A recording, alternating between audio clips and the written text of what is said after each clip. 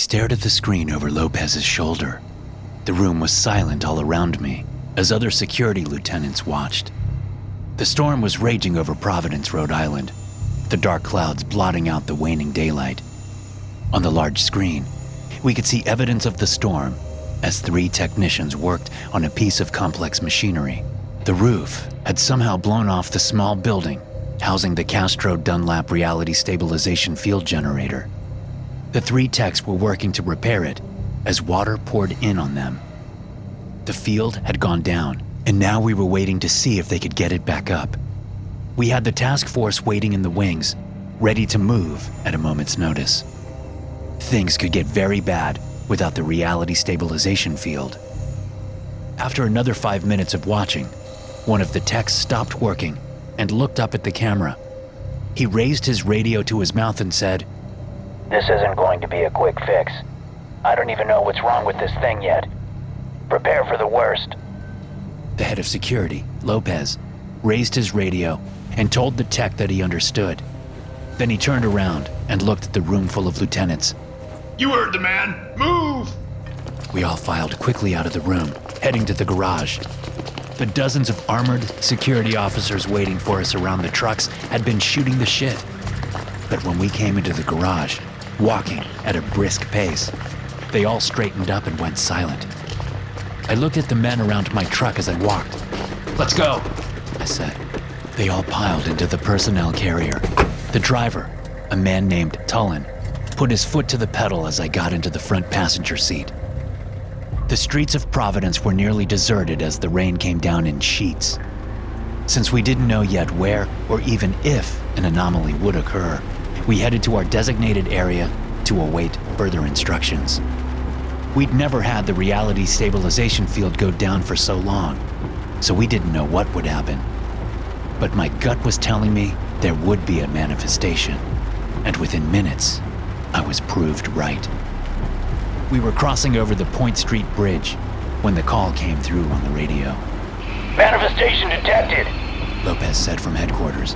"Centered on Hope Street and Waterman." He didn't have to say more. We all knew what to do. "You get that?" I asked the driver. In answer, he nodded and put his foot down, speeding us along. We took a left on Brook Street and headed up toward Waterman.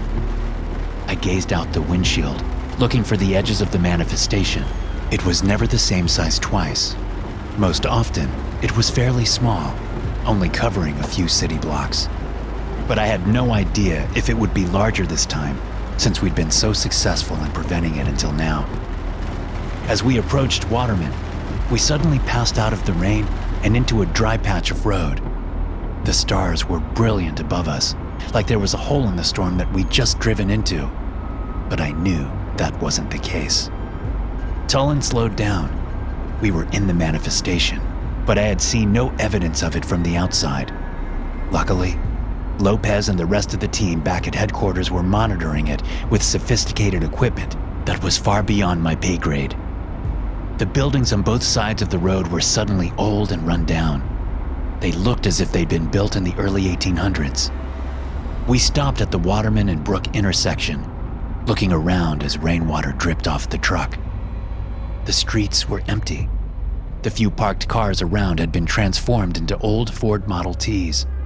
I also spotted a couple of Hudsons and Studebakers. Hope Street was to our right, but I didn't see any activity down there, so I told Tullen to keep going. We stopped at the next intersection, Angel Street. I spotted a cloaked figure standing in the middle of the road, facing an old tenement building. "There," I said. Tullen turned the truck and parked about 70 yards from the figure. I grabbed my M4 carbine as I jumped out of the cab. I went around to the back and directed 3 of my 8-man team to follow me, while the others created a perimeter around the truck to watch for hostiles. We moved toward the robed figure, who stood facing the tenement. But now, its arms were held out at its sides. I couldn't see any of its features thanks to the cloak, not even its hands. We approached with caution. We weren't going to engage unless we had to. Our job was to keep an eye on anomalous entities to ensure they didn't hurt any people inside the manifestation zone. So we stopped a good 20 yards away from the figure and stood ready. I knew that Tullen, back at the truck, would be radioing in to tell HQ about our find. Still, I didn't like the feeling I got as we approached the figure. Maybe because I'd read reports of these things showing up just before massive entities appeared. I looked around, wondering how long it would be before backup arrived. And as I looked back, I saw that the figure had turned toward us. Its face was still shrouded in blackness, which made it impossible to see any features. All at once, 6 tentacles snaked out from the darkness under the hood, writhing insanely as if to warn us off. The creature then lifted a foot off the ground as larger tentacles appeared under the hem of the cloak. These propelled the creature into the tenement house, blasting it through the front door. Screams immediately came from inside the structure. I didn't have to tell my men to move. We all ran into the 3-story building without hesitation. We took an immediate right once inside the house, seeing the door to that apartment had been smashed open. Inside, the tentacled creature had hold of a man in his late 30s. Tentacles stretched from the cloak's arms and wrapped around the man's body. The ones from its hood had the man by his head. One tentacle was shoved down the man's throat. Huddled in the corner was a woman with 2 young children. They screamed at the hellish sight before them. I stepped up to the creature and put the barrel of my gun to what I hoped was its head. I pulled the trigger, blasting dark goo all over the wall behind it. This only seemed to anger the thing, causing it to snap the man's neck before hurtling him across the room. I opened fire, making sure I wouldn't hit the people in the corner. 2 of my men did the same. The creature went down this time, leaking the strange dark green goo all over the floor. Come on! I called to the woman. Move! She grabbed her 2 children, a girl and a boy, by the arms and pulled them toward us. She glanced over at the man, her husband, I guessed, who was in a heap near a chair on the other side of the room. Tears filled her eyes as she moved through the door and out of the apartment. As we stepped outside into the night, the sound of gunfire caught my attention. The members of my team at the truck were firing at something I could not yet see, as it was around the corner and blocked by a building. But it soon came into view, massive and lumbering quickly toward my men. It was difficult to look at because it was constantly changing shape. The only things that remained somewhat the same were the 5 large tentacles it used to propel itself forward. The rest of its body shifted, combining hideous and impossible features that made the mind rebel. Such a thing defied logic and the physics of the known universe. It crashed down on my men in the truck. Several elongated, teeth-filled mouths emerged to consume my men. I stared in disbelief, my thoughts a jumbled blur. I felt a crack forming in my mind, the unreality of the situation squirming its way into my rational thoughts, poisoning them against me. I could see the chasm of insanity rushing at me, the point of no return quickly approaching. It was the little girl's scream that brought me out of it. I turned and looked at the woman. She was still clutching the children's arms, staring in stark terror at the creature 70 yards distant. I then looked around at my men, who were all frozen in terror. Now that I was no longer looking at the creature, the spell seemed to have broken. Stepping over to the nearest man, Dietrich, I moved into his line of sight, blocking his view. Then I smacked him on his helmet. His eyes focused on me and he shook his head. Don't look! I said, turning him around. Dietrich and I quickly broke the trance of the others and got them moving down the street. We went down Angel and came to Brown Street. Ahead and to the left were more of the cloaked figures. We had no choice but to turn right, moving down Brown. The ground was shaking now, the vibrations coming from somewhere behind us. I could tell that whatever was shaking the ground was larger than the creature I'd seen devouring my men. I dared not look back at it, although I could feel it looming over the city like a moving skyscraper. We ran down the road, taking a left on Meeting Street. It seemed like the cloaked figures were closing in on us. I considered hunkering down in a house, but I knew that no building, no matter how secure, would keep these creatures out. Still running, we approached the intersection of Meeting and Prospect Streets, and on the corner to our left stood a gaunt, frantic man, waving to us. Over here! He called. There were figures further down the street, and some approaching behind us. We had no choice but to hide and try to defend ourselves as best we could. When it was clear that we were heading toward the man, he ran into a house on the corner and held the door open for us. It was a rectangular, 2-story structure with several windows on all sides. Too many windows for my liking. We poured through the door and into the main room. The man shut and locked the door behind us. He wore a gray suit from a previous century. As he turned to address us, I realized I recognized him. He was thin and pale, with a long face and a small, pursed mouth. His brown hair was cut short and parted on the left. His prominent nose jutted from his face under dark, humorless eyes. He studied the 7 of us with those eyes for a long moment before going to the window to look out. I cannot stop it. He whispered, just loud enough for me to hear. Can't stop what? I asked.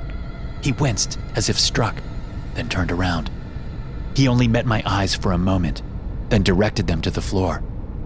I am unsure if I can protect you, he said. They may still come for you. It's Howard, right? I asked. His brows furrowed. How did you know that? Your work is well known where I come from, I said. Well known for destroying the world? He snapped, pointing at the door. They are exactly as I saw them in my nightmares. I refrained from describing them for the very reason that I thought it would give them power. And now, here we are. Our 2 worlds are leaking into each other because I gave these gods power. The ground rumbled, as if in assent to his declaration. Howard Lovecraft turned back and looked out the window. Then he jumped away from it, screaming, Get down! Something smashed into the house. The walls cracked near the ceiling as the entire structure shook. I shoved the mother and her children deeper into the house, finding the staircase and putting them into the storage area underneath it. The sound of groaning and cracking became deafening. The top floor of the house was ripped away in a storm of debris, exposing the entire first floor. Towering over the house, impossibly large, was a beast I'd seen many drawings of. Its numerous reptilian eyes stared down at us over a writhing mass of tentacles that made up the lower half of its head. Its massive body was humanoid to a point, with 2 arms and 2 legs. But its greenish skin seemed to be a mixture of scales and the skin of a squid. One of its claw-tipped hands held the top half of the house like it was a toy. Then it released it, letting that portion of the house fall down to the street at its feet. It leaned down, red-tinted eyes the size of cars gazing down on us. My team and I were kneeling just outside the storage area door, pointing our weapons up at the thing. Not that they would do much good. In my rush to get the woman and her children to a relatively safe place, I'd lost track of Lovecraft. But as the creature reached down toward us, the gaunt man suddenly appeared, running up to stand in front of us and face the creature. The monster stopped, its huge, grotesque hand hovering over the house. Lovecraft seemed to be communicating with the creature, although he spoke no words.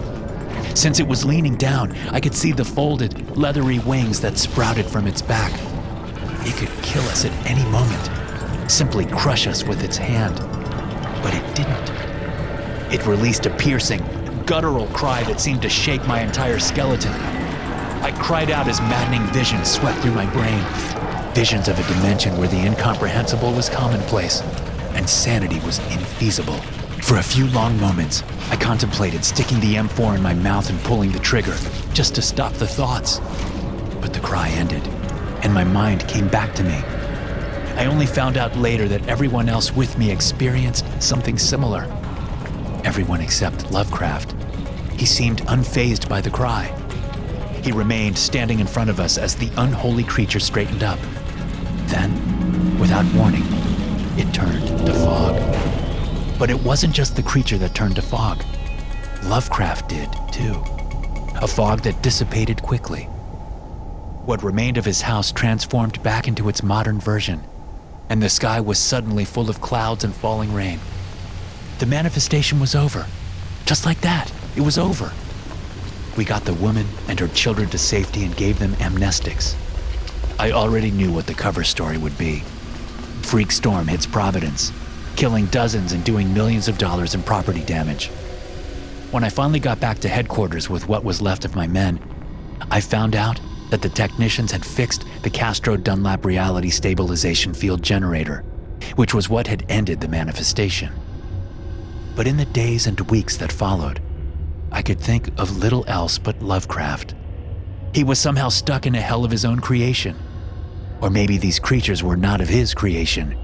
Maybe they had existed all along, and he'd just been the one to see them through the thin veil of reality that held our worlds apart. Either way, I felt sorry for the man. I owed him my life. And even though I would have liked to thank him for saving us that night, I hoped I would never get the chance. SCP-4315 is a recurring temporary event during which portions of an extra-dimensional space interact with baseline reality, solely occurring in Providence, Rhode Island.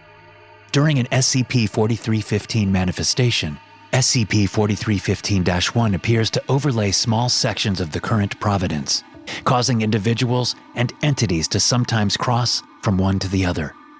When the temporary event ceases, the outer boundaries of SCP-4315-1 dissolve into dense fogs, with subjects attempting to enter said fog disappearing.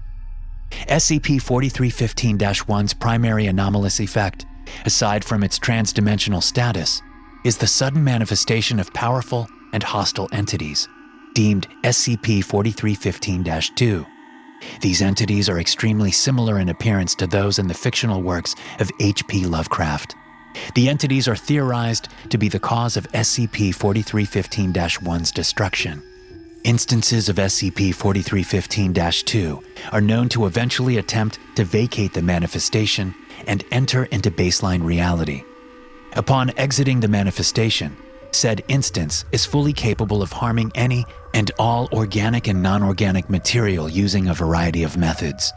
The primary containment method is to prevent these manifestations from happening. Secondary containment is to prevent these entities from escaping into baseline reality by any means necessary. Hey guys, thanks for listening. Be sure to subscribe to the podcast for more SCP stories like this one. You can also check out some more episodes from the SCP Experience podcast here. I'll see you in the next one.